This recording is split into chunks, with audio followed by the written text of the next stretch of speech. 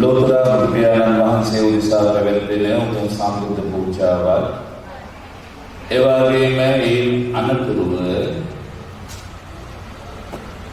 ධර්ම දේශනා පින්කමකු මේ විහාරස්ථානයේ අද දවසේදී සිදු වෙනු ලබනවා.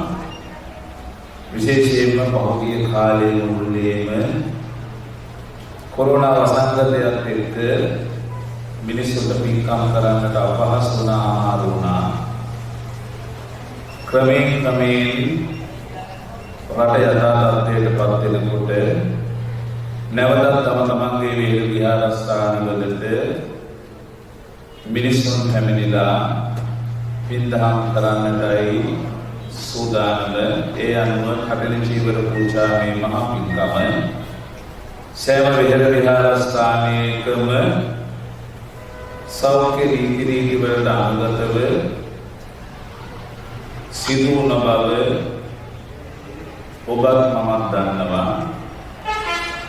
ඉතින් පහුගිය කාලයේම මේ වගේ පින්කම් සිදු කරන්නට බැරි වෙච්ච නිසා මේ විහාරස්ථානයේ දායකකාදී පින්නත් පිරිස කීතු කරා තීරණය කළා. මේ කොරෝනා වසංගතයෙන් ආබාධයට පත්වෙච්ච අසනීප තත්ත්වයන්ට පත්වෙච්ච අයට සෙත් සාන්තිය ප්‍රාර්ථනා කිරීමත් ඒ වගේම හැමදෙනාගේම ජීවිතවලට ආශිර්වාද කිරීම සඳහා අද දවසේදී මේ විහාරස්ථානයේ මෙබඳු පින්කමක් පවත්වන්නට තීරණය කරලා සදහැවති කීප දෙනෙකුගේ ප්‍රධානත්වයෙන් යුක්තව මේ පින්කමක් දවසේදී ආරම්භ වෙනවා. ඒ සඳහා ගෞරවයෙන් ආරාධනා කළේ අපේ ස්ටැන්ලි පීරිස් මහත්මයා, ඒ වගේම දමිතා ජයවර්ධන මහත්මයා, බොහෝ කුළුපක වාසය කරන ගෞරවනීය හාමුදුරන් වහන්සේ නමකට උන්වහන්සේ රදාවඩුන ප්‍රදේශයේ උන්වහන්සේ තමන් ජීවත් වෙනු ලබන්නේ රදාවඩුන මිහිඳු මහා විද්‍යාලයේ විදුහල්පතිවරයා හැටියට උන්වහන්සේ කටයුතු කරනු ලබනවා. ඉතින් උන්වහන්සේට ආරාධනා කරලා මේ උතුම් පින්කම අද දවසේදී පවත්වන්නට මේ අය තීරණය කරලා තිබෙනවා. ඒ නිසා මිහිඳු මහා විද්‍යාලයේ විදුහල්පති රාජකීය පඬිත රදාවඩුන්නේ ඥානීමල හාමුදුරන් වහන්සේ මේ අවස්ථාවට සම්බන්ධ වෙලා තිබෙනවා, පැමිණලා තිබෙනවා. දුර බැහැර ප්‍රදේශයේ ඉඳලා උන්වහන්සේව විහාරස්ථානයේ විලිමෙන් අපේ දානත් ආදරයෙන් ගෞරවයෙන් යුක්තව මේ අවස්ථාවේදී පිළිගන්නා බව සිහිපත් කරනවා. ඒ වගේම උන්වහන්සේ සිදු කරන්නා මේ උතුම් පින්දහම් වල ශක්තියෙන් බලයෙන් ඒ වගේම මේ පින්නත් පිරිසත් මේ සිදු කරන්නා මේ උතුම් පින්දහම් වල ශක්තියෙන් බලයෙන් උන්වහන්සේට නිදුක් නිරෝගී භාවය, චිර ජීවනය, දීර්ඝායුෂ ලැබේවා. ඒ වගේම ශාසනික කටයුතු ඉතාමත්ම අනලස්ස කායික මානසික ශක්තියෙන් යුක්තව කරගෙන යෑමේ ශක්තිය භාගය උදා කරගෙන සඳහා තෙරුවනේ ආශිර්වාදය දලදා හාමුදුරන් වහන්සේගේ පිහිට, ජයශ්‍රී මහා බෝධීන් වහන්සේගේ පිහිට උපකාරයත් ආරක්ෂාවක් ලැබේවා කියලා ප්‍රාර්ථනා කරනවා. ඒ වගේම අපේ විහාරස්ථානයේ විහාර පාර්ශ්වය අපවත් වෙච්ච සියලුම ස්වාමීන් වහන්සේලාට ඒ වගේම දැනට විහාරාධිපති හැටියට කටයුතු කරන ලබන අපේ ගෞරවනීය විහාරාධිපති ලොකු හාමුදුරන් වහන්සේ ඇතුළු මේ සදහැවර හැමදෙනාටම අපේ සුවසෙත සාන්තිය ප්‍රාර්ථනා කරනවා. මේ උතුම් පින්දහම් වල ශක්තිය බලයෙන් මෙබඳු පින්කම් ජීවිතයේට තවතවත් කරගෙන යාමේ ශක්තිය භාග්‍ය උදා වේවා කියන ප්‍රාර්ථනාවෙන් යුක්තව උන්වහන්සේට අපි ආරාධනා කරනවා මෙතෙන් සිට මේ උතුම් පින්කම කටයුතු පවත්වාගෙන යන හැටියට සමන්තා චක්කවාලේසු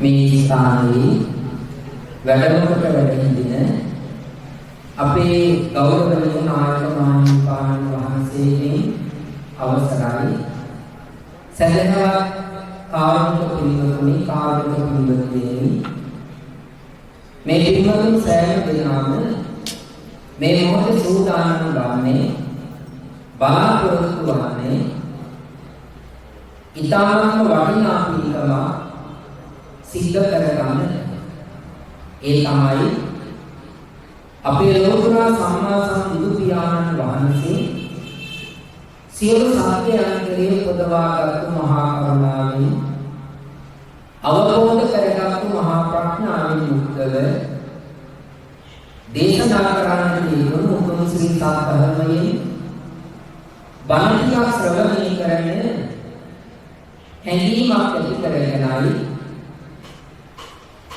ඕනෑකමක් උනන්දුවක් ආසාවක් ඇති කරගෙනයි මේ විහාරස්ථානයේ පැමිණිලා වාඩි වෙලා බලාගෙන මේවා උතුම් පින්කමක් සිද්ධ කරන්නේ ඇයි කියන කාරණාව සෑම දිනම දන්නවා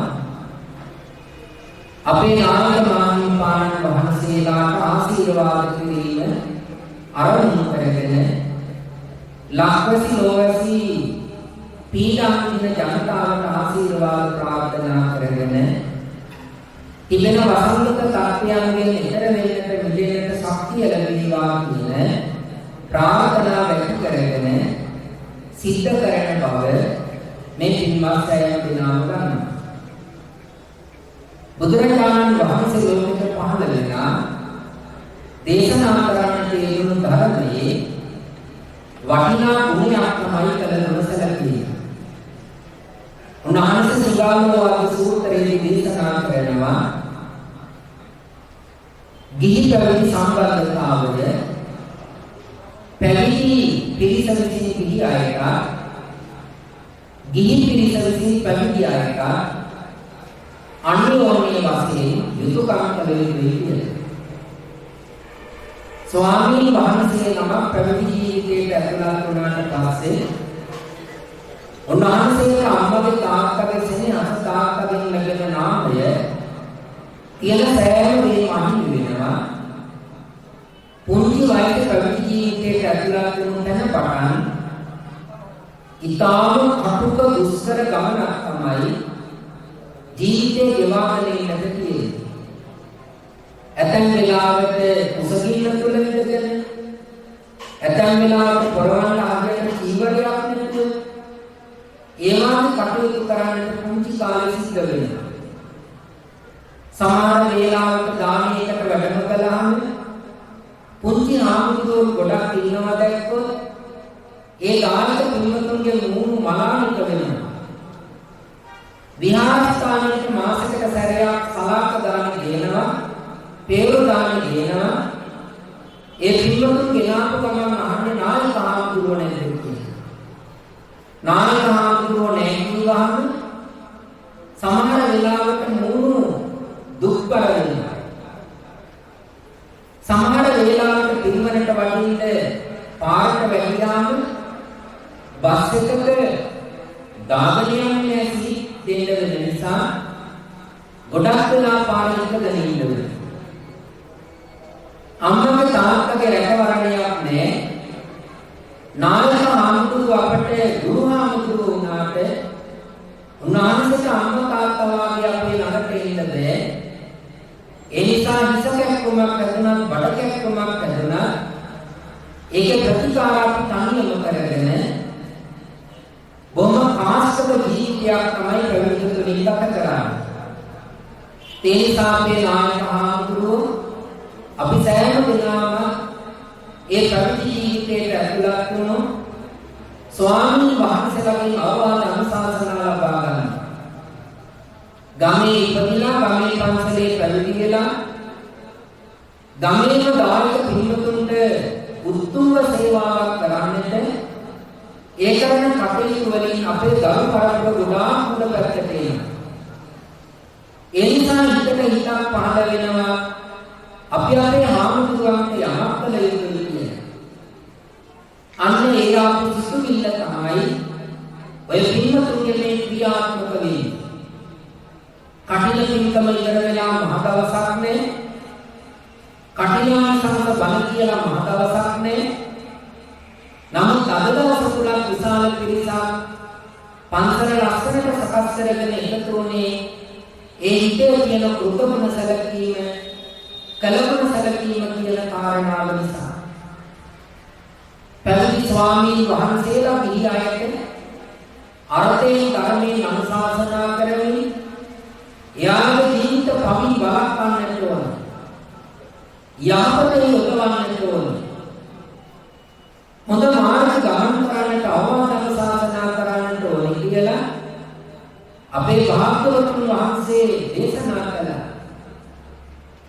එහෙම යහපත් ආශිර්වාද ලබන ගිහි පින්වතුන් ස්වාමීන් වහන්සේලා මෛත්‍රී සහගතව වචනේ කතා කරන්නට ඕන. මෛත්‍රී සහගතව කලින් ක්‍රියා කරන්නට ඕන. උන්වහන්සේලාගේ අවශ්‍යතාවයන් ශ්‍රද්ධාවෙන් ඉෂ්ට කරලා දෙන්නේ. කටයුතු සිද්ධ කරනකොට ගිහි අයගෙන් පැවිදි අයට වෙන්නට ඕන යුතුයකම් සිද්ධ වෙනවා. අපේ සමාජය තුළ ලොකු බැඳීමක් තිබුණා. මේ ලංකාව කියන්නේ අමුතු රටක්. මුහුදේ වට වෙලා තියෙන දූපත. මේ රටට වෙනම භාෂාවක් තියෙනවා. ඒ භාෂාව වෙන ලෝකෙ කිසිම රටකට නැහැ. ඊළඟට දේශගුණය ගත්තොත් සෑම තැනකම සම දේශගුණයක් තියෙනවා. අපටම ආවේනික වෙදකමක් තිබුණා. ඒක හඳුන්වන්නේ සිංහල වෙදකම කියලා. අපටම ආවේනික සටන් කලාවක් තිබ්බා. යන්ත්‍ර මන්ත්‍ර තිබ්බා. දේවාද දේවල් වලින් යුක්ත වුණු මේ රටේ අනකොල ගහ දෙවුන්තර තුදුවෙන් පෙරදුරු තුදුවට යනකල් සෑම තැනම පැලවෙනවා. පොල් පැලේ අඹෑටේ සෑම තැනම පැලවෙනවා. වතුර නැති තැනක් නැහැ. මහවැලි කැලණි කළු වලවේ යන ගංගා මේ වාගේ ගංගාවල් රාශිය කඳුකරයෙන් පටන් අරගෙන ලංකාවේ බිම්තෙක් කරගෙන මහ මුහුදට ගලාගෙන යනවා. සෑම තැනකම ශාස්ත්‍රීය භූමියක් තියෙනවා. මේකට විවිධ විදේශිකයන් ආවා. සොළීන් ආවා, පාණ්ඩේ ජාතිකයන් ආවා. එවාගේ කට්ටිය ආවා රටාල ගන්න. නමුත් එයාලා එක්කලා සටන් කළා. ඊළඟට පෘතුගීසි, ලන්දේසි, ඉංග්‍රීසි ආවා. ඔවුන් එක්කලා සටන් කළා. ඒ සටන් කරන ආවේනික සටන් කලාවක් අපට තිබුණා. මේ සම්බන්ධතා සියල්ලට භික්ෂුන් වහන්සේලාගේ ලොකු ශක්තියක් ලැබුණා. හාමුදුරුවෝ ගිහියත් එක්ක ගිහිය හාමුදුරුවෝත් එක්ක බැඳිලා කටයුතු කළා. අපේ ලංකාවේ මම මේ කාරණාව කිව්වොත් ඔය පිළිබඳව මොකද හිතන්නේ එපා. සොසු ජාතිකයන් බැලුවා කොහොමද මේ මිනිස්සු රෑ දවල් මෙහෙම ගහගන්නේ කියලා. ඔවුන් දැක්කා අපේ රටේ ඇතිවෙනවා සාකයක්. ඒකට කියන්නේ මත්ද්‍රව්‍යක නාමයක්. ඒකට කියන්නේ කම්සක් කියලා නැත්නම් ගණ්ඩ කියනවා. ඉස්සර අපේ ව්‍යාංජන වලට දැම්ම මේක ඒ වගේම මේක භාවිත කළා. මේකෙන් ලැබෙන ශක්තිය දැක්කා. බටහිර ජාතිකයන් පණක් දිනාවා. ඒ පණ දෙන්නලේ කම්ස ගංජා මත්ද්‍රව්‍යයක් බවට පත් කරලා ඒක තහනම් කරන ප්‍රඥාක්තියක් දිනාවා. ඒක සම්බන්ධ කරගත්තා. ඒක අදට ක්‍රියාත්මකයි. මේක ඖෂධයක්. නමුත් අපේ රටේ භාවිත කරනකොට ගැටලු මතුවුණා. ඊළඟට යාලා දැක්කා භික්ෂුන් වහන්සේලා තමයි ගම පාලනය කරන්නේ. ගමේ සෑම දෙයක්ම හසුරවන්නේ භික්ෂුන් වහන්සේලා. ඒක නිසා ඒ සම්බන්ධතාවය නැති කරන්න එයාලා අපේ සිංහල වන්දි වක්කවල ගත්තා. ඒ අල්ලගෙන එයාට තනතුරු තාන්න මාන ඉඩම් කඩම්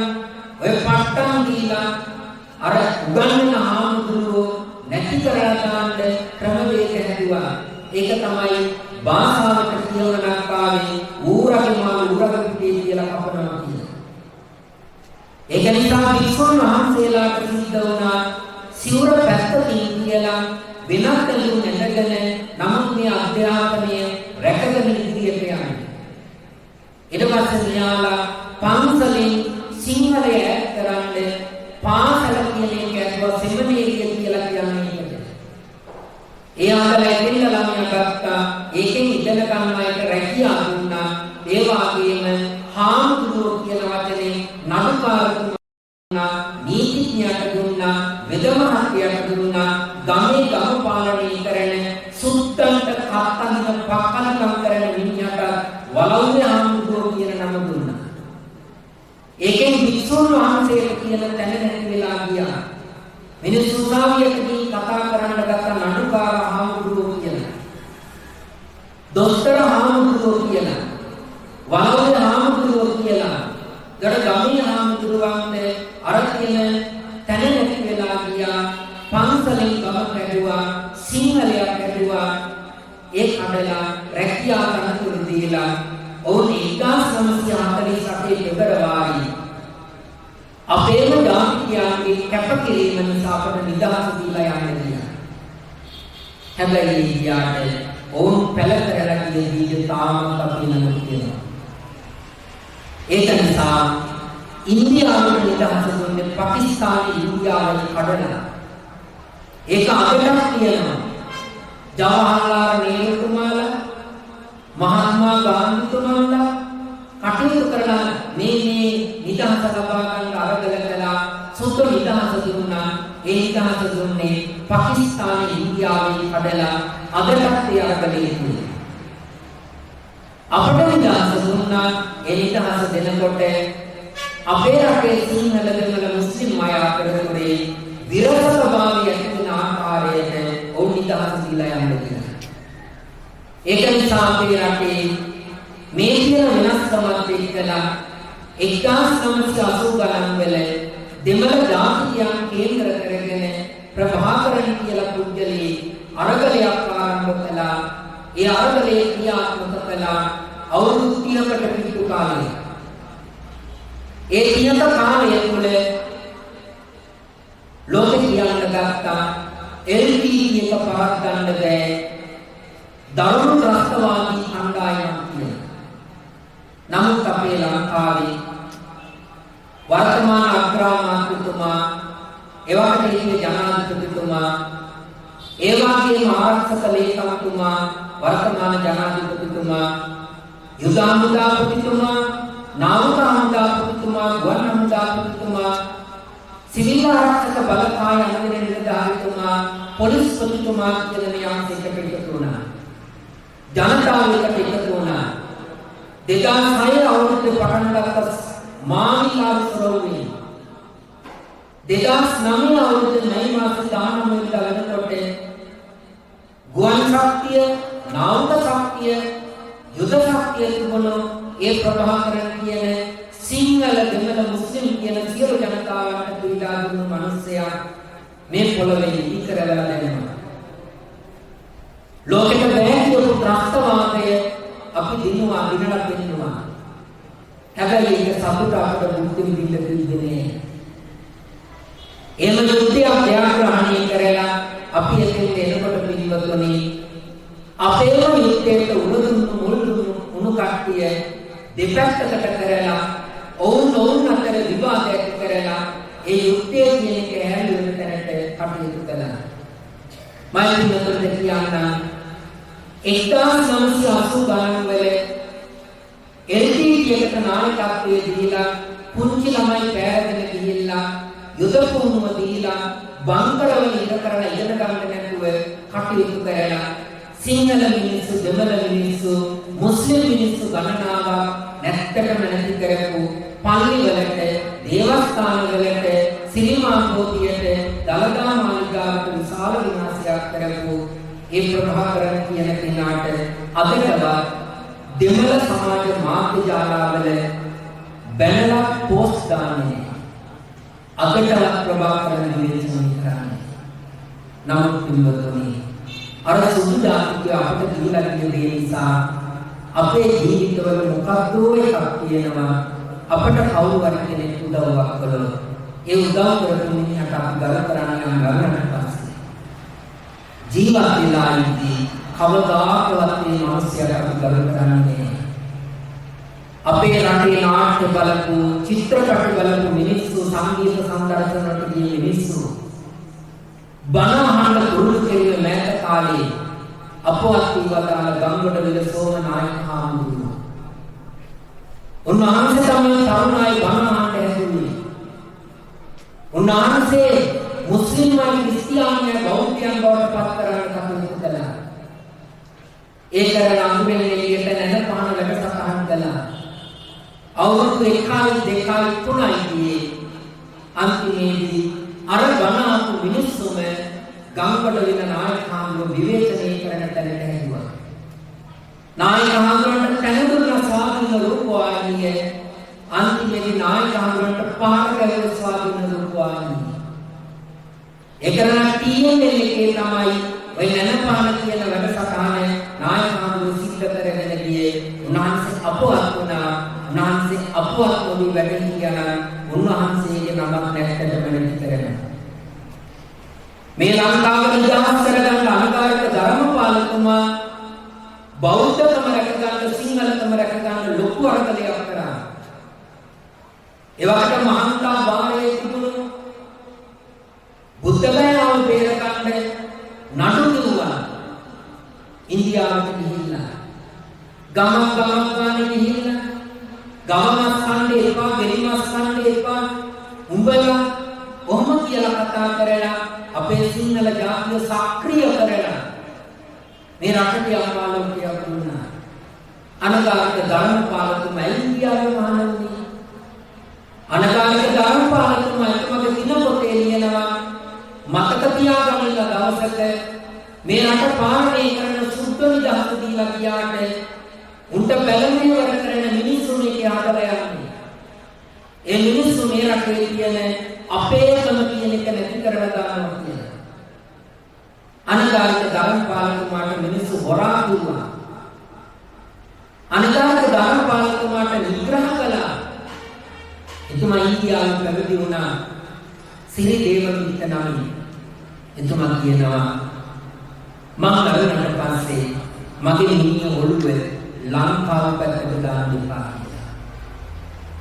ඒ රටවල විශාල නිවරක් කරපු කෙනෙක්. ඒක නිසා අත් නැති කරගෙන කකුල් නැති කරගෙන ඒ වාගේ කටයුතු කරපු අපේ වීරෝදාසිකලු ඇඟේ බරමැනලා පපුව මැනලා ක්‍රීඩා සාහිත්‍ය පහිල් එකක් එක්කලා ගිය අපේ සමහර රණවිරුවෝ අත් දෙකක් නැතුව කකුල් දෙකක් නැතුව ඇස් දෙකක් නැතුව ඇඟේ කොටයක් විතරක් එඩක තියෙන මට්ටමටපත් වෙනකොට ඒ රණවිරුවට උච්චම් කරන අපේ සිංහලෝ සමාන කොටසක් වෙනවා. ඒක නිසා මේවා අපි අයින් කරන්න ඕනේ. අපි දේශපාලනය කරන්න ඕනේ ඡන්ද දෙන දවසට විතරයි.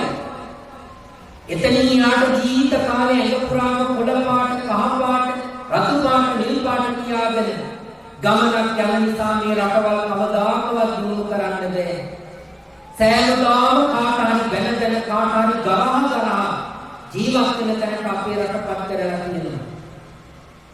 1948 අපට නිදහස දීලා සුදු ජාතිකෝල ලංකාවෙන් යනකොට රුපියලට ඩොලර් එකට සමාන අගයක් තිබුණා.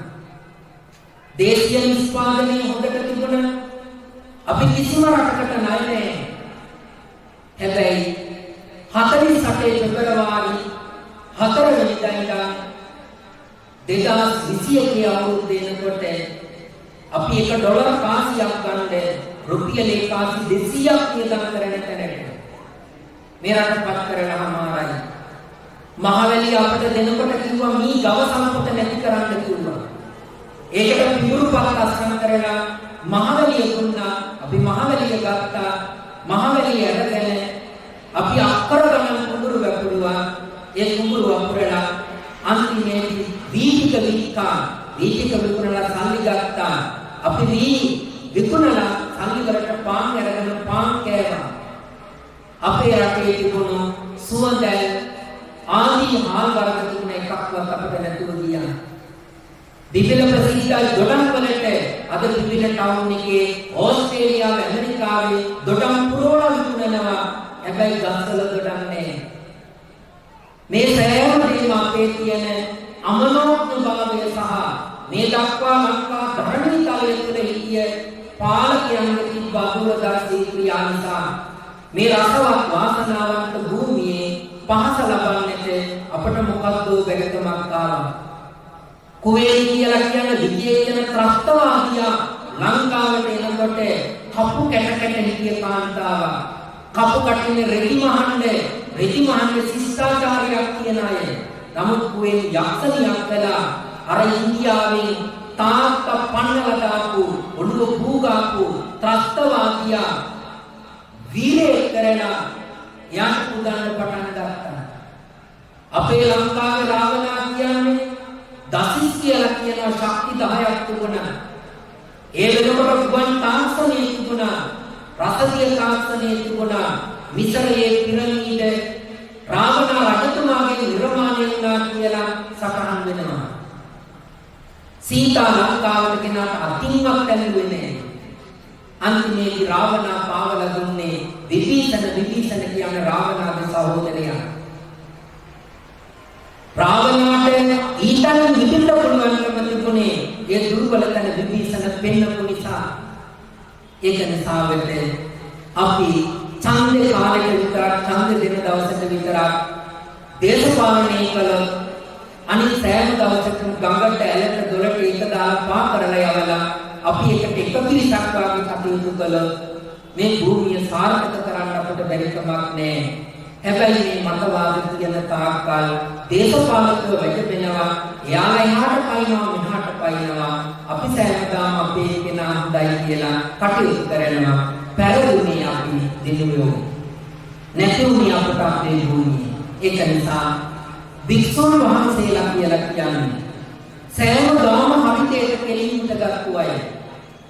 උන්වහන්සේලා කාගෙන්වත් යැපෙන්නේ නැහැ. ආගවත් පස්සේ යන්නේ නැහැ. දෙයක් තියෙනවා නම් කියන්නේ එක අම්මට උනත් කියනවා. මේ සිවුර කරට දාගන්නේ දායක පින්වතුන් දෙන භක්තික වන්දනා අපේ එක ශක්තිමත් කරගන්නේ කාටවත් ගැටිකම් කරන්න නෙමෙයි.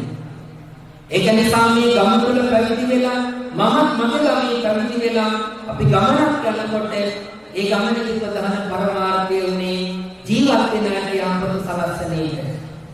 ඒක නිසා අවුරුදු 60ක් තමන්ගේ ජීවිතේ පැවිද්දකයෙන් ගොඩක් හරියට කරලා ඒ 60 වෙනි ජන්මදිනය සමරනකොට මේ පින්වතුන් එකතු වෙලා මේ කටයුත්ත කරනකොට නායකයන්ගේ හදවත ඇතුළේ හරියට සතුටු වෙනවා. උන්වහන්සේ කරලා කිව්වා හාමුදුරුවනේ බණට වැඩියට මම ගැන වචනයක් කියන්න එපා. මේක මම කිව්වා කියලා කියන්නත් එපා. හැබැයි මේක කටයුතු කරන මිනිස්සු හරි අහිංසකයි. ඒ නිසා මම කරන දේ වාකාලේ දන්නවා. ඒ මේ කටයුතු කරන මිනිස්සු ගැන අගය කරලා වචන දෙක තුනක් කියන්න කියලා තමයි මට කිව්වේ. උන්වහන්සේට ගොඩාක් රාජකාරී තිබුණා. අද උන්වහන්සේ ආවි හදවතේ සතුට නිසා. වෙනදා සෑම බණ කියනවා. උන්වහන්සේ ආමුදුව පිළි අරගෙන ආසක වැඩම කරලා නැවත ඉවර වුණාට පස්සේ ආමුදුවන්ට ඒ ස්තුතිය කරන උන්වහන්සේ ආසක වඩිනවා.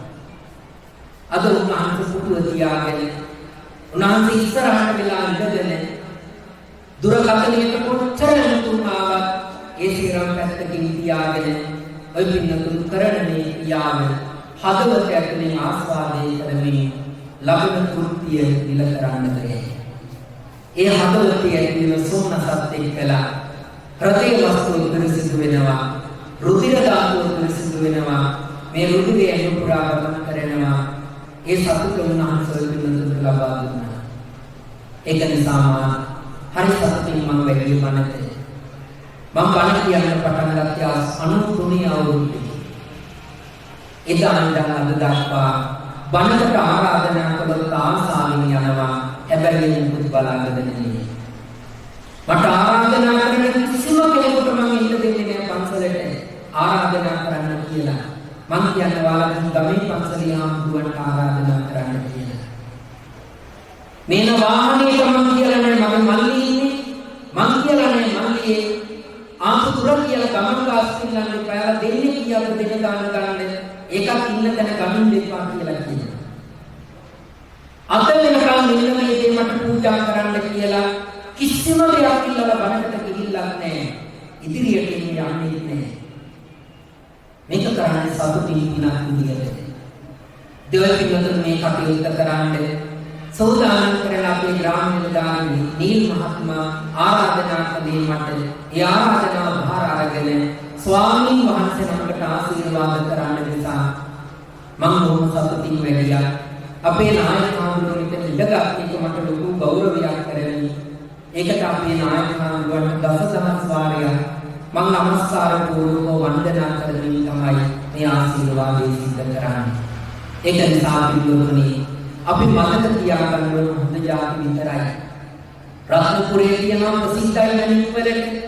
පැන්මඩොල්ල කියනවා ප්‍රසිද්ධයි මණික් වලට. මණික් තියෙන පොළවේ හැබැයි එක මණික් කැටයක් ගන්න පස් ගොඩක්, කළුගල් ගොඩක්, කිරිවානගල් ගොඩක්, බොරළු ගොඩක් කාරණා කරන්නට ඕනේ. මිනිස්සු සම්මිලිතම් කරන පතල් හාරනකොට පස් අයින් කර ගන්නවා, ගල් අයින් කරනවා, බොරළු අයින් කරනවා, තෝරන්නේ මණික් කැටේ විතරයි. ඒ මණික් කැටේ වටිනා සාමකට ගන්නවා. ඒක නිසා අපි සෑම දිනකටම ළඟ හොඳ නරක දෙකම තියෙනවා. දෝෂෝප්‍යස්ති ගුණෝප්‍යස්ති නිර්දෝෂෝ නෛව ජායති. හොඳ නරක දෙකම තියෙනවා මිනිස්සුන්ගේ ළඟ. අපි ළඟට ගන්න ඕන හොඳ જાති ටික විතරයි. අපි ආදරය කරන්නට ඕනේ, ගරු කරන්නට ඕන හොඳට විතරයි. එතකොට හිත සතුටින් තියාගෙන ජීවත් වෙන්න පුළුවන්. අපේ කරුණට පුරුදු වුණා ප්‍රවෘත්ති බලන්න.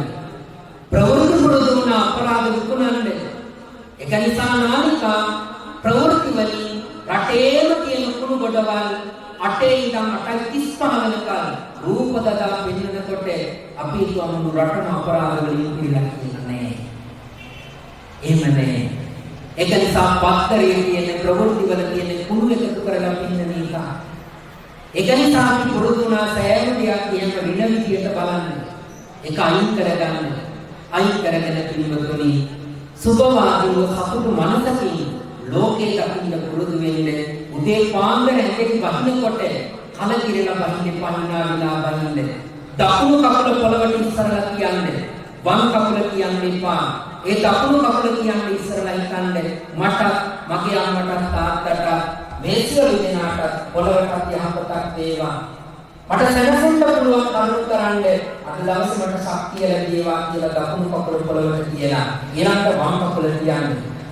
තේ බොන්න කිරි බොන්න රාත්‍රිච්ච જાති බොන්න යන්නේ නැතුව උණු වතුර ටිකක් නිවලා උගුරු 18ක් පානය කරන්න ඉස්සරලා ඒ වතුර ටික පුරුරුවන්ට කැප කරලා සියලු දෙවියන්ට කැප කරලා ඒ ශක්තිය මට ආපත වෙන්න කියලා ඇල්වතුර උගුරු 18 දීලා පැයක් නිහඬ වෙන්නලා මුකුත් කන්නේ බොන්නේ නැතුව ඊට පස්සේ ආහාරයක් ගන්න. ඔබේ ශරීරයේ නිරෝගී මිනිස්සු දිහා කලකිරලා බලන්න එපා. දේශපාලනයේ දිහා, ආර්ථිකයේ දිහා, රට දිහා, පවතින තත්ත්වයන් දිහා නරක මනසකින් බලන්න පුරුදු වුණොත් සෑම දාම අපට සිද්ධ වෙන්නේ දුකෙන් ජීවත් වෙන්න. එතනින් බස් එකක් මානදුරේ කොළඹට යනවා. මම නැගිනවා බස් එකට. මම ගන්නවා ටිකට් එක කොළඹට යන්න පැයකමාරක් යනවා කියලා හිතන්නේ. බස් එකේ ඩ්‍රයිවර් පේන්න බෑ. කොන්දොස්තර ඊටාපන් දාලා කියනවා කැසට් එකක් කනක් ඇහෙන්න නෑ. බස් එකට නැගලා ඉවරයි මම. අර කොන්දොස්තර එහාට යනවා බැන මෙහාට යනවා බැන. ඩ්‍රයිවර්ගේ මූණ දකින්නකොට ළඟට ගිහිල්ලා ගහන්න හිතෙන තරම්. දැන් මම බස් එකේ ඉඳගෙන ඉන්නවා. පුදුම කේන්තියකින්. ඩ්‍රයිවර් එක්ක කේන්ති, කොන්දොස්තර එක්ක කේන්ති, බස් එකේ එක්ක කේන්ති, සිටු එක්කලා කේන්ති. බහින්නද නෑ. මං සල්ලි ගෙවලා ඉවරයි. ටිකට් අරගෙන ඉවරයි. මං කැමති වුණා අකමැති වුණා කොළඹට යනකම් මේ බස් එකේ ඉන්න ඕනේ.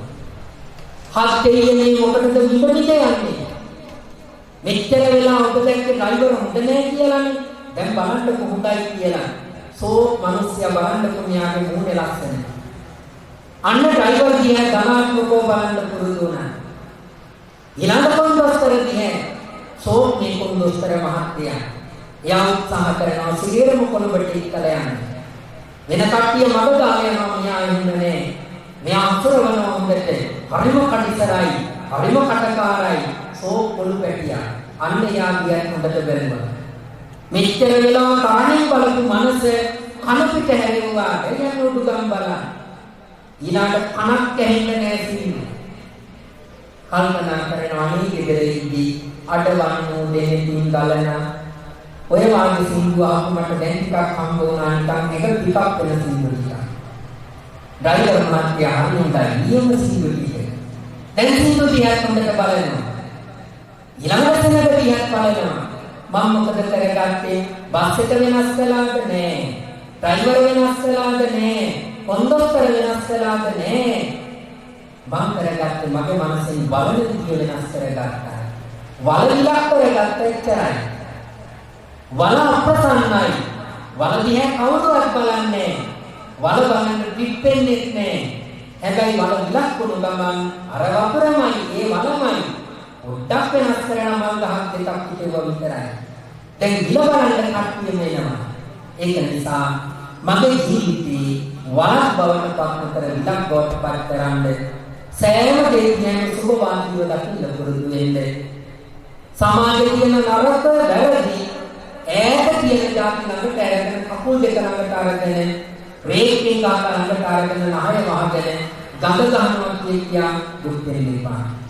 කොස්සක් කරගෙන ළඟ තියෙන කුරු ටික ඈතට අරගාලා තමන් අද පුරිසිදු කියලා සතුට මුක්ති විඳින්නකෝ.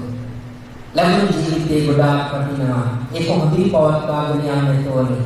මගේ රට හරි හොඳ රටක්. මේකේ මේස් දාලා ඉන්න ඕනේ නේ. ඒ වගේම සීතලුම් ඇඳගෙන ඉන්න ඕනේ නේ. ඕන තැනක වතුර ටිකක් අරගෙන බොන්න පුළුවන්. ඕස්ට්‍රේලියාවේ පිටරම් සල්ලි තියෙනවා නම් පොළොවේ වතුර අරන් බොන්න බෑ. ඒ රටේ සමහර කාලවලට සීතයි සමහර කාලවලට රස්නේ. අපේ මිනිස්සු ඒ රටවල් වලට ගිහිල්ලා සැපසේ දුක් විඳිනවා. ජපානයේ තේම තමයි උතුරන්න සල්ලි තිබුණාට ඒ රටවල් වල සීත එනවා අපේ රටේ ඉන්නේ නුවර එළියට ගියත් ජැකට් එකක් ඉන්න පුළුවන් උෂ්ණත්වය හානි කර විදියට බලපාන්නේ නැහැ. එහෙම රටක් මේ.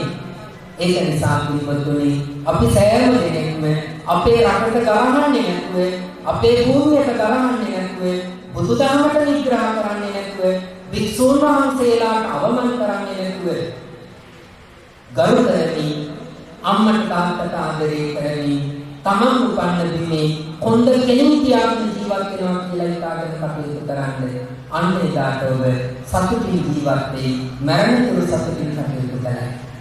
ඉතින් ඒක නිසා අපි ධර්මයේ ලං කර ගන්න ඕනේ. මම මේ කියපු කරුණු කාරණා ඇත්තම ධර්මයේ ලැබී ඒවා නෙමෙයි. නමුත් අපි අපේ ළඟින් හිතිය යුතු දේවල් ඒක නිසා විතරට මතක් කරගන්න. මාතෘකා කරගත්තේ ගාථාවක්. ඒ ගාථාව ඇසුරු කරගෙන ඔය පිළිතුරම මිනිස්සුන්ගේ වටිනාකම කියලා දෙනවා. ඒක නිසා සෑම දෙනා හොඳට බලන්න ගන්න ඕනේ. බණ අහන්න කලින් මම පුරුදු දෙයක් කියනවා. ඔය පිළිතුර ළඟ ජංගම දුරකථන ඕක් කරන්නේ කොහොම කරලා තියාගන්න. අර කෝල්ලාව කක් කරන්නේ පා කෝල් එකක් ඇවිල්ලා මිනිස්සුયો ෆෝන් එක කනලකට අරගෙන කතා කරන්නේ. ඒ කතා කරනකොට දෙවියන් දීලා කෑ ගහන්නේ පානින් කතා කරන්න හලෝ මම මේ බණ අහන ගමන් ඉන්නේ තාම හාමුදුරුව නවත්තන පාටක් නෑ මොකද ඒක පස්සේ ගන්න කියලා කියනවා. එතකොට එයා දන්නවා බණ අහන තැන අහුවෙලා තමයි ඉන්නේ. ෆෝන් ඕන් කරන්නේ පැය විහිුවට නෙමෙයි තමයි.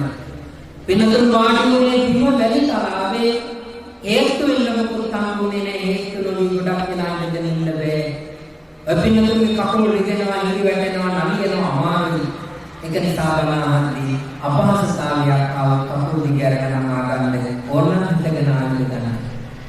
තුන්වෙනි කාරණාව බණ අසමින් ඉන්න අතරතුරේ පින්නතුන්ට බැරිවීම පින්නර නිදිමත ගතියක් ආව. කරුණා කරලා බණ ඉවරන කලින් දාගන්නේ මයන්ක පෙරවන්න. ඔය කාරණා තුනක් ඉතිරියාගෙන අපි ධර්ම දේශනාවක යොමු වෙමු. බුදුහාමුදුරුවෝ දේශනා කළ ධර්මයේ අකුරක් එක වචනයක් එක තේජයක් එක පෙළියක් දුන්නේ සෑම දෙයක්ම සත්‍යයි. දවසක් අපේ බුදුහාමුදුරුවෝ භික්ෂුන් වහන්සේලාට දේශනා කරනවා මහණෙනි යම් දවසක තථාගතයන්න් වහන්සේ බුදුනේ යම් තරකින් තථාගතෝ පරිනිබ්බායි යම් දවසක පිරිනිවන් පෑවේ යම් තස්මින් අන්තරේ මෙන්න මේ කාතරේ යම භාසති ලපති විසති දේශනා කළානම් සබ්බං තං දේශයන්ද තත් ඒව හෝති ඒ විදිහටම වෙයි නොඅන්‍යතා අන්පරිවෙන්නේ කියලා දේශනා කළා. ඒක නිසා බුදුහාමුදුරුවන්ගේ ධර්මයේ සත්‍යයි. මේක විද්‍යාවකට දර්ශනයකට ආගමකට සමාන කරන්න පුළුවන් එකක් නෙමෙයි. මේ ධර්මයේ කියවපු එකම නම බුදු ධර්මයේ කියලා විතරයි. ඒක නිසා අපි හරිය ආරම්භ වෙන්න ඕනේ. ඒ උතුම් ධර්මය අපි සෑම දිනකටම ලැබුණා. ඒකට ජීවත් වෙන්න සැනසෙන්න පුළුවන්.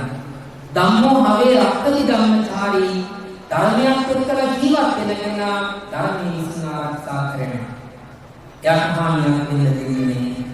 ඒක නිසා පින්වතුනි බුදුහාමුදුරුවෝ දේශනා කරපු කුංචි ගාථාව අද මම තෝරගත්තේ දේශනා කරන්න සෑම දිනම මේ ගාථාව ශ්‍රවණය කරන්න මම ධර්ම කරුණු ටික කියලා බලන වාක්‍යද දුර්ලභංච මනුස්සත්තං බුද්ධෝත්පාදෝච දුර්ලභං කන සම්පත්ති සද්ධම්මෝ පරණ දුර්ලභං මේක තමයි ගාථා. ඔක තියෙනවා පේලි හතරක්. යනාපි පළවෙනි පේලිය.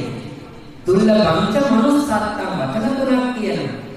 පළවෙනි එක දුර්ලභං දෙවෙනි එක තුන්වෙනි වචනේ මනුස්සත්තං. දැන් අපි තේරුම බලනවා. මනුස්සත්තං මිනිස්සාත්ම භවය. දුර්ලභං දුර්ලභ කියන වචනේ හැදෙන්නේ දූ කියන උපසර්ග පදයයි ලබ කියන ක්‍රියාපදයේ එකතු වෙලා ලබ කියන්නේ ලැබෙනවට දූ කියන්නේ අමාරුවෙන් කලාතුරකින් දුෂ්කරව කියන්නේ. එනම් සමස්ත පදයේ කණිවතෙන් තේරුම ගන්නවා. දුර්ලභං දුර්ලභයි. මොකක්ද මනුස්සත්තං ච මිනිස් ආත්මය. අන්න දුර්වාමුදුරෝ මේ ගාථාවෙන් දේශනා කරනවා ඉස්සරලාම මිනිස් ආත්මය කියන එක දුර්ලභයි කියලා. දුර්ලභයි කියන්නේ ලැබෙන්නේ කියන එක නෙමෙයි. ලැබෙනවා ලැබෙන්නේ කලාතුරකින්. දාන කලාතුරකින් කියලා දේශනා කළා. ඊළඟට යනවා දෙවෙනි පේලියට. බුද්ධෝත්පාදෝච දුර්ලභං. එතන වචන තුනක් වෙනවා. වචන දෙකයි බුද්ධෝත්පාදෝ ච දෙකයි දුර්ලභං තුන්වෙනි වචනේ. දැන් තේරුම පින්නතුන් ගන්නවා. බුද්ධෝත්පාද කියන්නේ සම්මා සම්බුදුරජාණන් වහන්සේ නමක් පහළ වෙන්නේ. පසේ බුදුහාමුදුරුවෝ නෙමෙයි. සම්මා සම්බුදුරජාණන් වහන්සේ. බුද්ධෝත්පාද ච කියන්නේ ද කියන්නේ බුද්ධෝත්පාදයේ දුර්ලභං කලාතුරකින් ලැබෙන්නේ. දැන් යනවා මෙනි පේලියට දුර්ලභං කන සම්පatti අන්න වචනයක් හම් වෙනවා කන සම්පatti කියලා. මේ පාද වචනේ කන සංස්කෘත දෙනකොට ක්ෂණ කියනවා සිංහලෙන් ක්ෂණ සම්පatti කියලා තමයි කියන්නේ. මොකටද ක්ෂණ සම්පatti කියන්නේ? මෙන්න මේකට පිළිවෙලයි. මේ ලෝකෙ ඉපදෙනවා යම් නිමිහේ. එයාට නිවන් අවබෝධ කරගන්න ඕනේ. නිවන් අවබෝධ කරගන්න නිමිහෙක් ළඟ තිබිය යුතු එකම සුදුසුකම තමයි ක්ෂණ සම්පatti. ක්ෂණ සම්පත්තිය නැති කෙනෙකුට ඒ ජීවිතේ නිවන් අවබෝධ කරගන්න බැහැ. ක්ෂණ සම්පත්තියට කෙටියෙන් ගත්තොත් කරුණු තුනක් ඕනේ. එක බුද්ධෝත්පාද කාලයක් වෙන්නට ඕනේ. දෙක සත්‍ධර්මයේ වෙන්නට ඕනේ. තුන ත්‍රිහේතුක කුසලයේ කාම සුඛිය උපදින්නට ඕනේ. ත්‍රිහේතුක කුසලයේ කියන්නේ මොකක්ද? ත්‍රි කියන්නේ තුනට පාළියි. හේතු කියන්නේ හේතු වලට.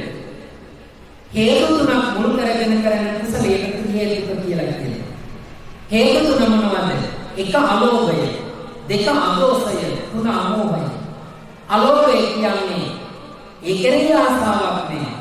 අද්වේෂය කියන්නේ කුසලයේ කරන වෙලාවේ තරහක් නැහැ. අමෝහ කියන්නේ පිළිවෙලනේ සංසාර දුකයි. ඒකෙන් මිදෙන්නම නිවන් දකින්න ඕනේ කියලා හිතන්න ඕනේ.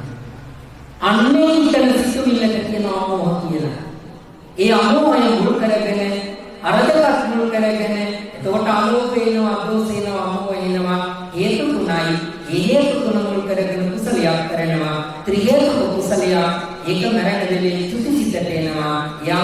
ලෝකේ හරි දිව්‍ය ලෝකේ හරි උපදිනවා. ආත්මයාගේ ආත්මේ ක්‍රියේතුක ආත්මේ. ඥාන සම්ප්‍රයුක්ත ආත්මය. අන්නේ ක්‍රියේතුක කුසලයේ මිනිස් ලෝකෙ උපදින්නට ඕනේ. කර්මවල මොනවද? එක බුද්ධෝත්පාදයේ බුද්ධෝත්පාද කාලය. දෙක සත්‍යමයේ කියන්නට ඕනේ. තුන ක්‍රියේතුක කුසලයේ මිනිස් ලෝකෙ උපදින්නට ඕනේ. කාමසුඛ උපදින්නට ඕනේ. ඔන්න ඔය කාරණා තුනම එකට එකතු වුණා. ඒක තුන මොහොත හඳුන්වනවා ක්ෂණය කියලා. අන්නේ ක්ෂණය කියන කෙනෙකුට උත්සාහ කළොත් මහන්සි වුණොත් රහත් වෙන්න පුළුවන්. ඒකයි අඟුලිමාල මිනිස් 999ක් කරලා පැවිදි වෙලා ඊට පස්සේ භාවනා වඩලා රහත් ඵලයට පත් වෙනවා. අඟුලිමාල බෞද්ධයෙක්. අඟුලිමාල බ්‍රාහ්මණ වංශිකයෙක්. අඟුලිමාල ඉතාලක්ෂේ තාක්ෂිලා විශ්වවිද්‍යාලයේ ෆස්ට් ක්ලාස් එකක් ගන්න මට්ටමේ සිටි. අඟුලිමාල ගුරුවරයා නිසා තමයි මම ඊට පස්සේ අඟුලිමාල බුදුහාමුදුරුවෝ නිසා පැවිදි වෙනවා. ඊට පස්සේ තමන් තුළ තිබුණා ක්‍රියේතුක කුසලයේ උත්තුංගභාවයට පත් කරනවා. විදර්ශනා නුවණ වඩන රහත් ඵලයට පත් වෙනවා. අන්නේ නිවන් අවබෝධ කරගන්න පුළුවන් එකම සුදුසුකම ක්ෂණ සම්පත්තිය. ඒ ක්ෂණ සම්පත්තිය දුර්ලභයි කියලා දේශනා කළා. දැනනවා කරගෙන ඉතිරියට සත්‍යමෝ පරම දුර්ලභං. සත්‍යමෝ කියන්නේ සත්‍යධර්මය. ඒ කියන්නේ බුදුහාමුදුරුවෝ බුද්ධත්වයට පත් වෙලා පිරිනිවන් පාන මොහොත දක්වා දේශනා කරන සමස්ත ධර්මය බුද්ධ ධර්මය කියන්නේ. අන්නේ ධර්මයේ ඇතුළත් වෙලා තියෙන්නේ බෝධිපාක්ෂික ධර්ම. තවත් පිටකල චතුරාර්ය සත්‍යය. ඒක පරම දුර්ලභයි කියන්නේ අතිශයින් දුර්ලභයි කියන්නේ. එහෙනම් දුර්ලභ කරුණු හතරයි. එක මොකද්ද? මිනිස් ආත්ම උපදින එක. දෙක මොකද්ද? බුදුහාමුදුරු කෙනෙක් පහළ වෙන එක. තුන මොකද්ද? ක්ෂණ සම්පත්තිය. හතර මොකද්ද? සත්‍යධර්ම ලැබෙන එක. දැන් මෙතනදී මම මිනිහේ ඒක නිසා මට මේක විතර වටින්නේ නෑ. දිනක් වැඩම කළා විදේශ ධර්ම සාකච්ඡාවකට. ඒ දේශනාව සාකච්ඡාව ශ්‍රවණය කරන්න ලැබෙන්නේ සියලු දෙනාම යම් යම් මට්ටමකයි ලංකාවේ ඉන්න සිංහලයි. පිට රටවල බණ කියන්න ගියාම පිට රට කට්ටිය නෙමෙයි එන්නේ. අපේ මයිට බණ කියන්න ගියාම. ඊටවත් එතන කියන්නේ කිව්වරු දොස්තර මහත්තුරු ඔය වාගේ කට්ටිය කියන්නේ දේශනාව සිද්ධ කළාම එක්කෙනෙක් කරුවා ආමුදුරනේ මේ මිනිස්සුන් උපදින එක දුර්ලභයි කියනවනේ. ඒ මහත්ය කෙට්ටු. ඒ මහත්ය කලලු. ඒ මහත්යගේ කොණ්ඩ බාල. ඒ මහත්ය උසයි. එයා පොයින්ට් එක කියලා තිබ්බා. හැබැයි ඉසොන්ටම මේ මංවාගේ බාලා තිබුණේ. ඇදගෙන ඉන්නේ කළු පාට ටී-ෂර්ට් එකකුයි අඩු පාට කලිසම. එයා කිව්වා ආමුදුරනේ මම නීතිඥයෙක් කියලා. එයා ඉතරගත්තුවා ආමුදුරනේ මිනිස් ලෝක උපදින එක දුර්ලභයි කිව්වට ජනගහනයේ සීග්‍රේ වර්ධනය වෙනවා. ඒක නිසා මේක වෙන්න බැරි දෙයක් නෙවෙයි. ඊට පස්සේ මම කව මහත්ය මම හිතන්නේ බුදුහාමුදුරන්ට බලන්නේ. වෙනම කියන්නේ. එදෙන යාමි ගාම්භීර වෙනවා. ඊට මම යවුවා මහත්ය දැනට ජනගහනයේ කීයක් විතරද? දැන් ජනගහනයේ කියනවා. නම් හොඳයි. එතකොට ස්ත්‍රී පුරුෂයන් වශයෙන් කීයක් යාගෙන සංඛ්‍යා එක්කලා කියන්නේ. දැන් මම තේරුම් ගත්තා මෙයා මේ ප්‍රශ්නේ හිතේ තියාගෙන ඉඳී අහන්න කියලා. ඒක නිසා දැන් කරුණු ටික කිව්වා. පස්සේ මම කිව්වා හොඳයි මහත්තයා. ඇත්තටම ලොකු ජනගහනයක් ගන්න ගොඩක් ඉන්නවනේ. අපි අක්කෝ මොහොතේ සාලේ මාළු කොච්චරක් ඉන්නවද? පිරිමි සාලේ මොන මහත්තුරු. මාළුගේ ගෑනු කෙනාගේ නම කියන්නද? මාළු නෑනේ මාළු නෝන මාළු වැඩ මොහොත තමයි කියන්නේ. ඒක නිසා මම මහත්තයා සාමාන්‍යයෙන් මොහොත මාළුගේ සාලේ දක්ක පිරිමි සාලේ කොච්චරද ගෑනු සාලේ කොච්චරද? ඊළඟ පුරුල්ල මම කියනවා. මාළුන්ට නන්දන්නේ මාළු නෙවෙයි අපි. නැත්නම් ඒ මාළු ගන්නෑ මම පුරුල්ලෙක් මම බලේ මම පරේ කියලා. එයාලා එමෙ ඉන්නවා අපි තමයි නන්දාගෙන තියෙන අර සුනිල් කමල් නල්වා. ඒක නිසා මම යනවා පුරුල්ල කොච්චරක් ඉන්නවා. අසේ නෑ. නම් හොඳයි. අපි අන්න ගොඩකට දැන් මාළු ගැන කතා කරන්නේ. සාමාන්‍ය දුබක වේ කොච්චරක් විතරයි. දන්නේ.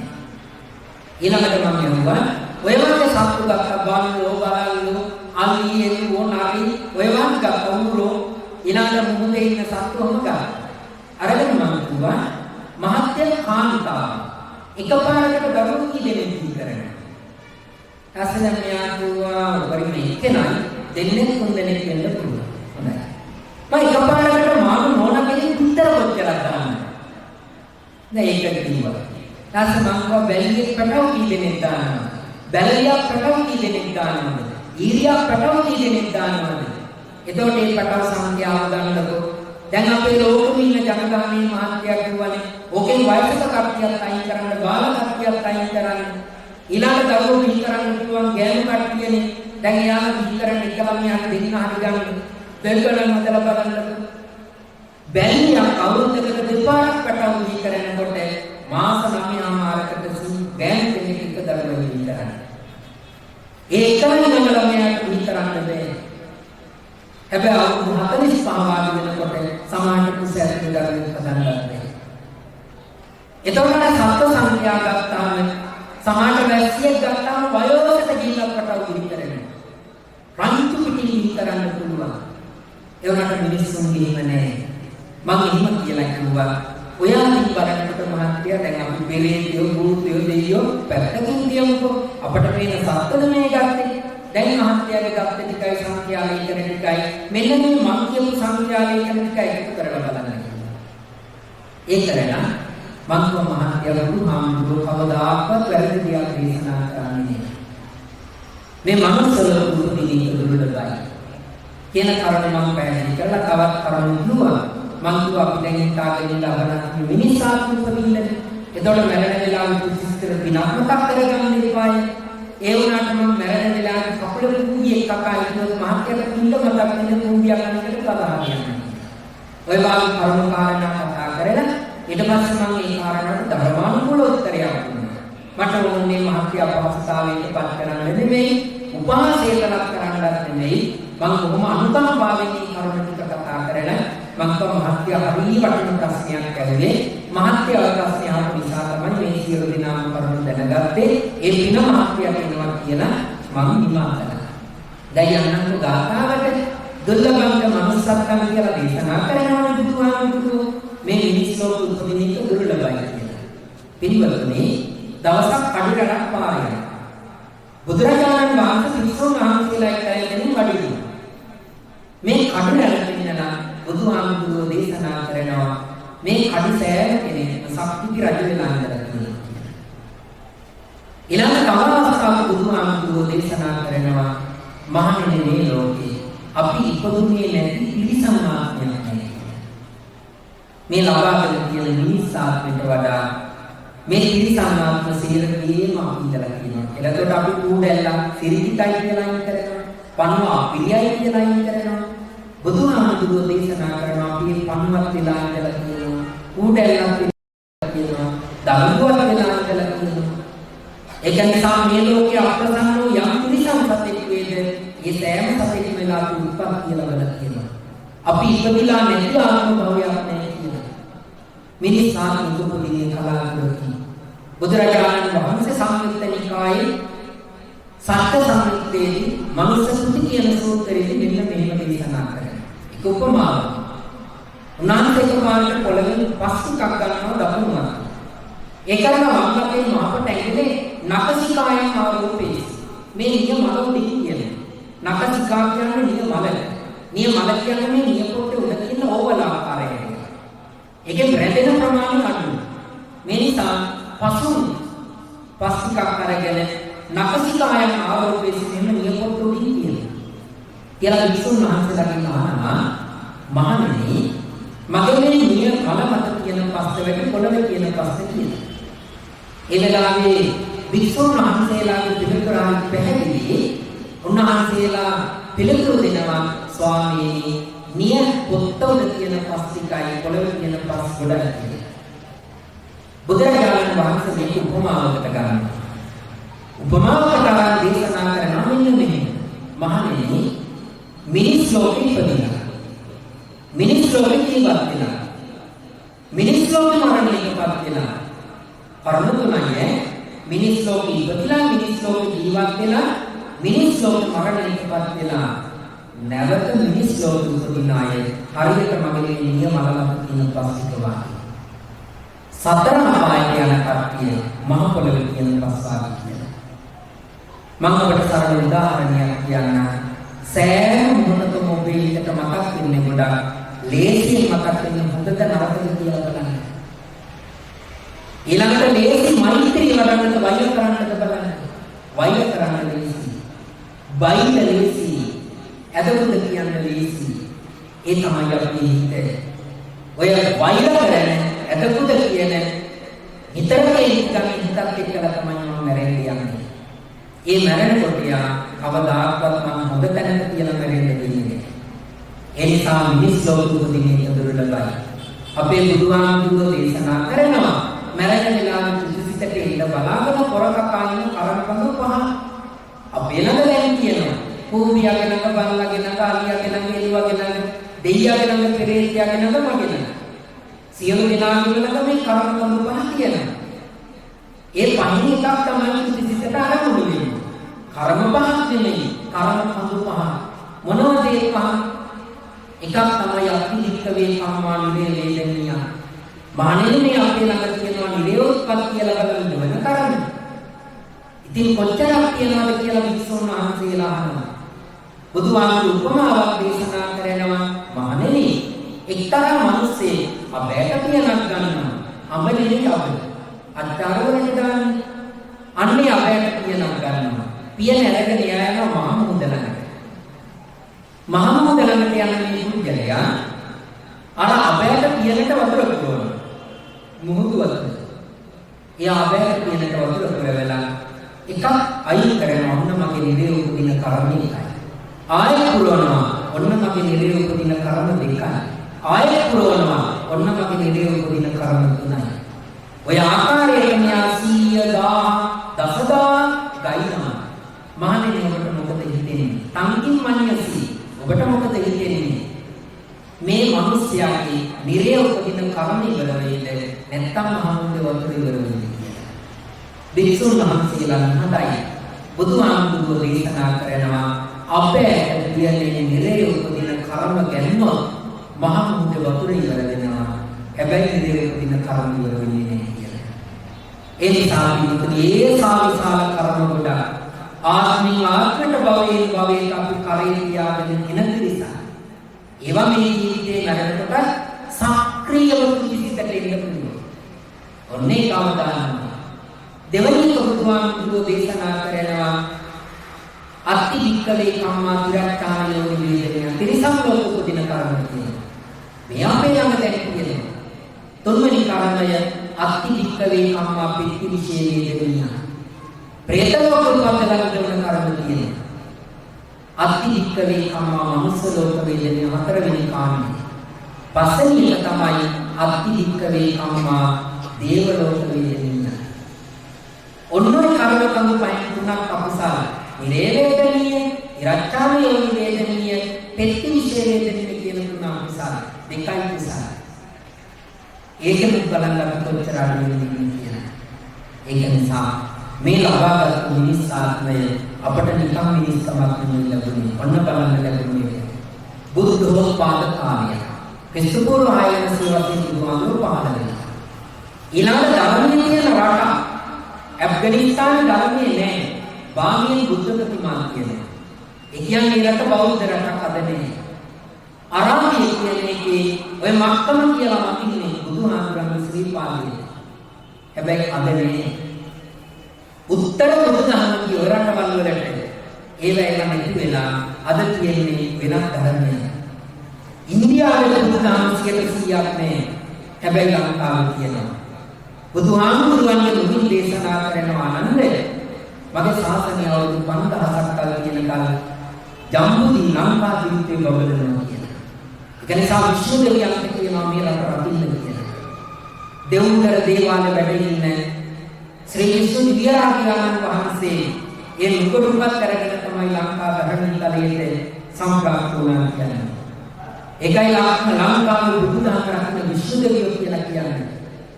උපුල්වන් දෙවියෝ කියන්නේ නිල් පාට නිසා. එතකොට පින්වතුනි බුදුහාමුදුරුවෝ ලංකාවේ බුදුදහම ස්ථාවර වෙනවා කියලා දේශනා කළා. මම දැන් සති දෙකකට කලින් ගියා මාතලේ අවිහාර ගණනකට. ඒ ස්ථාන තමයි මේ ත්‍රිපිටකේ ග්‍රන්ථාවල දෙන්නේ. අද ලෝකෙම කියන්නේ ලියපු ත්‍රිපිටකය. ඊළඟට පින්වත්නි ලංකාවේ ඉතාම වටිනා විදිහට ධර්මයේ කියනවා මම පොඩි රටක්.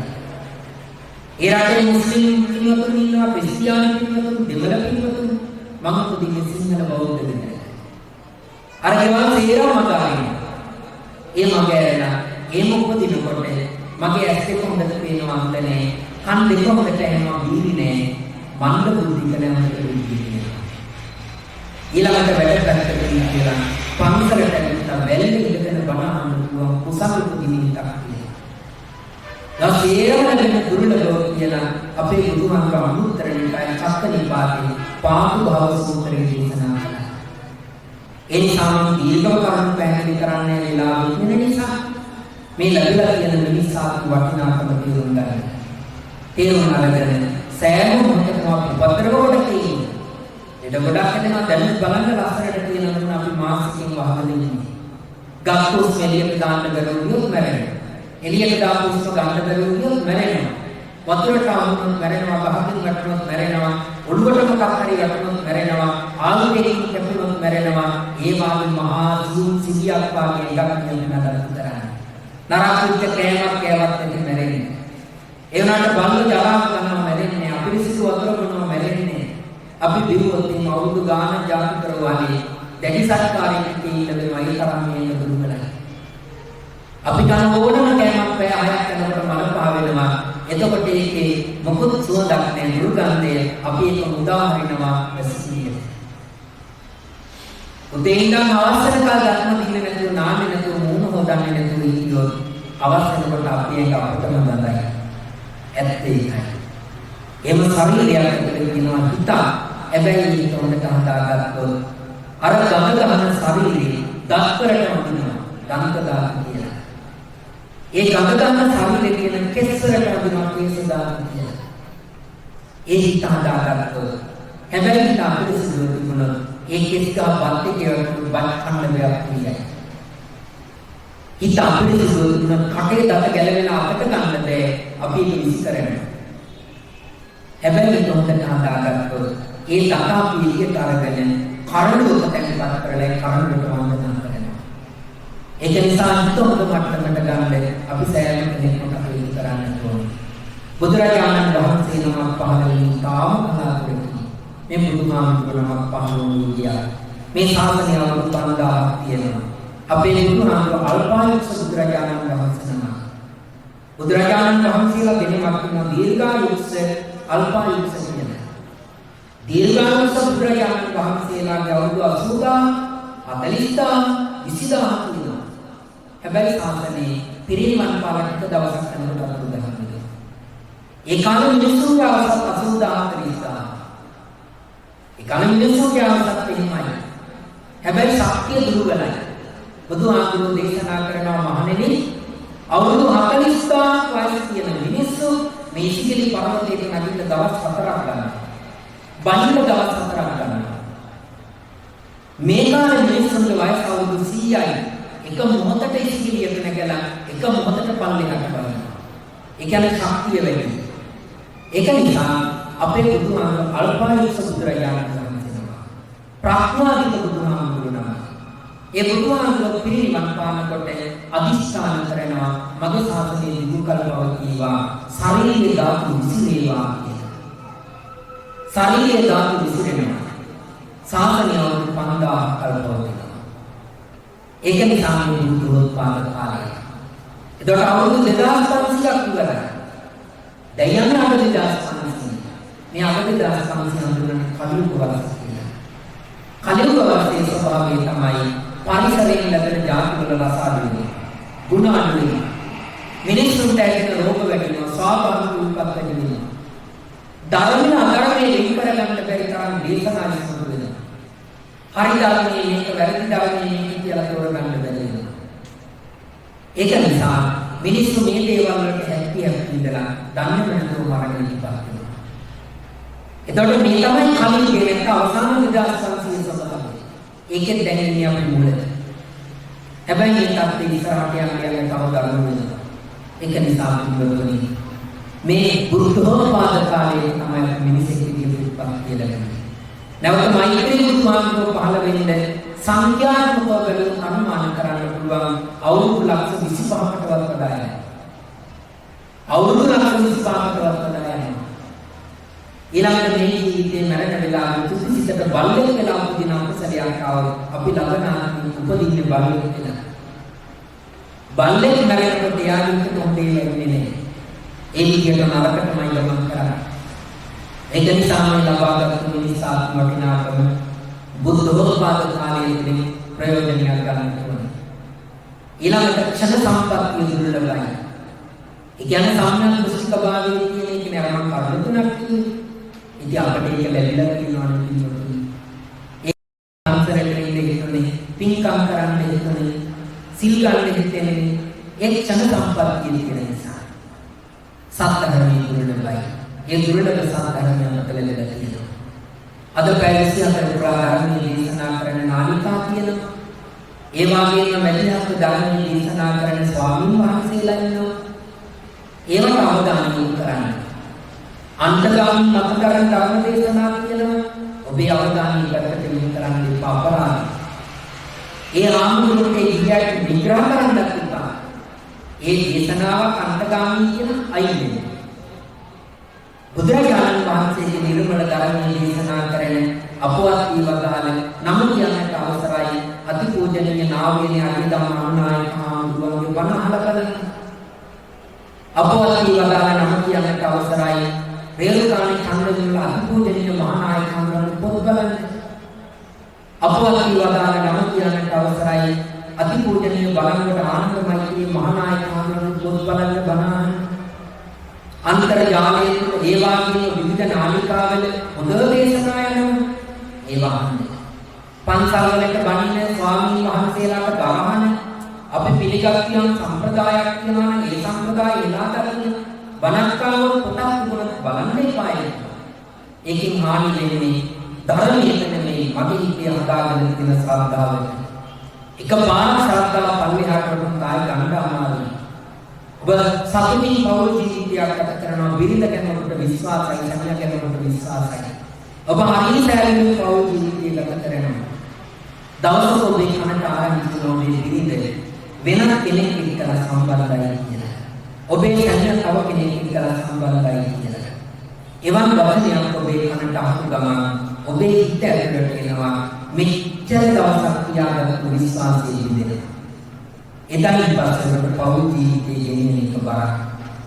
ඒක නිසා ශ්‍රද්ධාව නැති කරන්න ලේසි. හදාගත්තු ශ්‍රද්ධාව රැක ගන්න හරියමාරුයි. ශ්‍රද්ධාවට හානි කරන බණ අහන්න එපා. ශ්‍රද්ධාවට හානි කරන බණ පොත් බලන්න එපා. යාට තරහන්නත් එපා.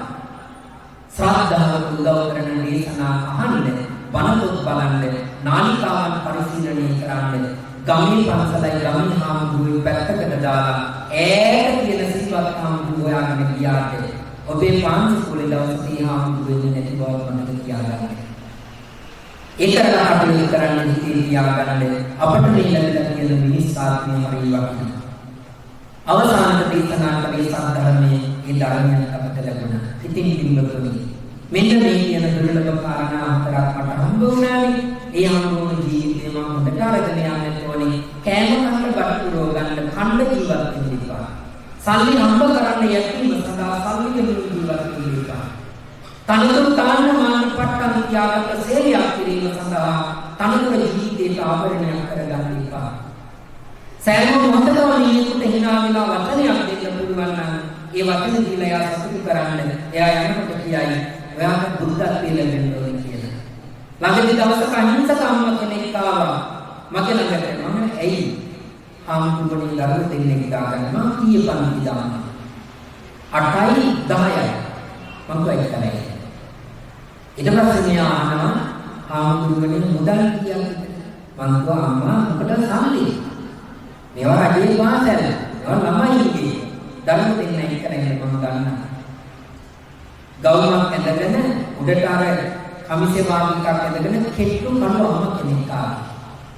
මම උඩට අරගෙන කතා කරගෙන ඊට පස්සේ එකපාරට හාමුදුරුවන්ට බුදු බව ලැබෙන්න ඕනේ. ඒ වෙනකොට අත්‍යවශ්‍යල තමයි. මගේ ළඟ තියෙන කිසි දිනෙක මම කලකිරීමකින් යවන්නේ. මට දෙන්න පුළුවන් සතුටු වෙන දේ ආත්මව දෙනවා. ඒ යමක් බලාගෙන ඉන්නේ. ඒක නිසා පිළිවෙලකින් ලැබෙන තියෙන ජීවිතේ තවත් කෙනෙකුට සතුටු වෙන විදිහට කටයුතු කරන්න ඉති අධිෂ්ඨානයක් ඇති කරගන්න. මැරිච්ච දවසට මිනිස්සු අපි ඉඳන් ගැන කතා කරන්නේ, දරුවෝ ගැන කතා කරන්නේ නැහැ, ඔප්පු දිරක් ගැන කතා කරන්නේ නැහැ, බැංකු account එකේ තියෙන ස්ථාවර මුදල ගැන කතා කරන්නේ නැහැ. මිනිස්සු කතා කරන්නේ අපේ තියෙන ගුණ විතරයි. අපිට හිතන්න තියෙන කොච්චරයි.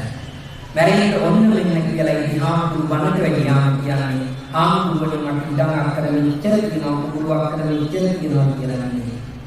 ආමුදුවනේ මගේ ළමයි පහයි යාලා මේ තැන් රොවුවන මේ කියන්නේ. ආමුදුවනේ මං ජයසිරි මාගෝවිත අකිරි කරා පූජා කරනවා. අපිට ඉතු වෙන්නේ උතරයි. මං පන්සලට මාසයක් ගන්න දාන දෙනවා ආමුදුවනේ. ඕක තමයි කියන්නේ. ඒක නිසා තේරුම් ගන්න මං මැරෙන මිනිස්සේ මං ජීවත් වෙන්න ඕනේ මරණ බව කියන්නේ. ඒකයි මරණය. අනුස්සති භාවනාවක් විදියට මරණානුස්සති භාවනාව කියලා දේශනා කළේ. ලෙඩට බය වෙන්න එපා. ලෙඩ ගැන මෙනෙහි කරන්න ඒක භාවනාව. වයසට යන්නට බය වෙන්න එපා. ඒකට සතුටින් මුහුණ දෙන්න භාවනාව. එතකොට මේ යථාර්ථයක් කරගන්න වෙනවා. ඉතින් එහෙනම් ඊට වඩා දේශනාවක් කරන්නේ අවසාන වශයෙන් මෙනෙහි කරගන්න මෙන්න මෙහෙම කලකිනි බුදුගේනේ උපදින්නේ දුකකිනි මිනිසත් බවලදගන්නේ මෙදෙකිනි නිසාසර දුක් දුරලන්නේ සුදානේ